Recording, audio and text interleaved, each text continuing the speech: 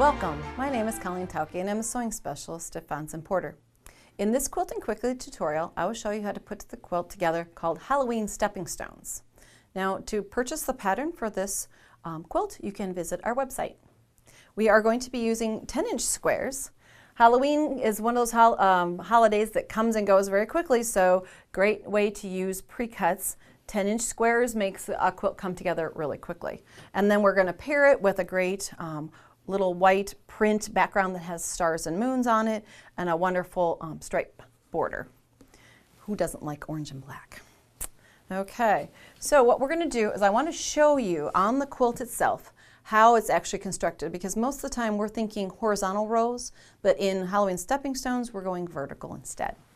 So as we look at the quilt, you'll see that those 10-inch squares are put on point that go down through the quilt. So our row here and here is what we're going to be creating, and that they're offset. They aren't touching point to point here, just vertically. So let's work through it. We're going to be working with those 10-inch squares. You're going to be cutting squares from your background fabric and then cutting those squares up. So the diagrams in your pattern, good time to reference those.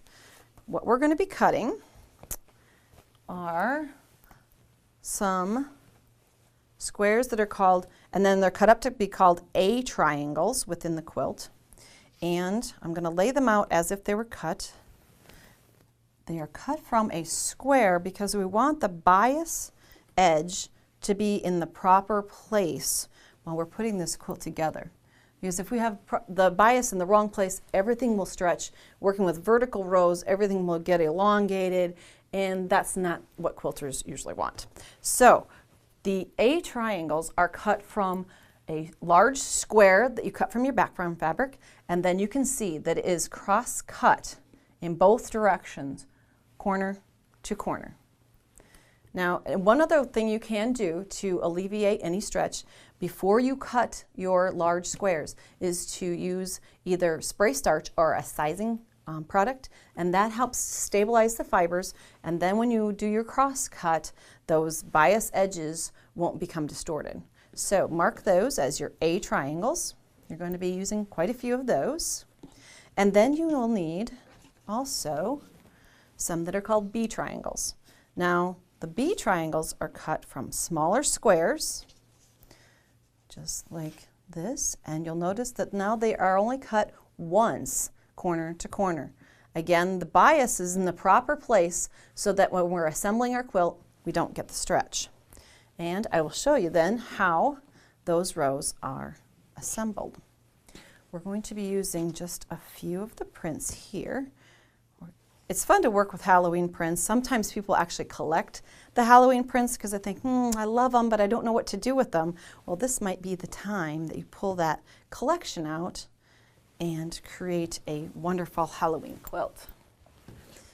We're going to start with one of the squares for the top row and work our way down. Now what we want to do is create the top corner of our quilt. But these triangles seem very large. That's why we're going to leave those, and we're going to go to the B triangles to create the very top of our row. So like this. And then we're going to stretch the limits of our sewing center here. We're going to put the second one in place. And then if you think about this as a vertical row, you'll notice these are large triangle spaces. That's where the A triangles go. Just like this. And then it's about the construction. For sure, how do we put this together? Well, you can then put one piece on here, stitch, 1/4 inch seam, and press out. Then where do you go? It's a diagonal setting. You're going to be putting this piece to here, then join this piece. You're going to create this diagonal row. And then the same thing, repeat. Follow the diagrams in your pattern. It's a savior. Now the second row, you'll notice, is offset and slid down a little bit. How do we do that? A rectangle spacer will do perfectly.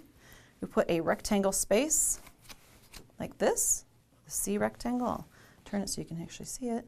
Then you start again with that diagonal set. And as I lay that in, you'll see small triangles both here. So these small triangles are at the top of this row, and then keep going down through your quilt. It finishes with a great stripe binding and some black binding, and you've got Halloween stepping stones. Thanks for joining me today.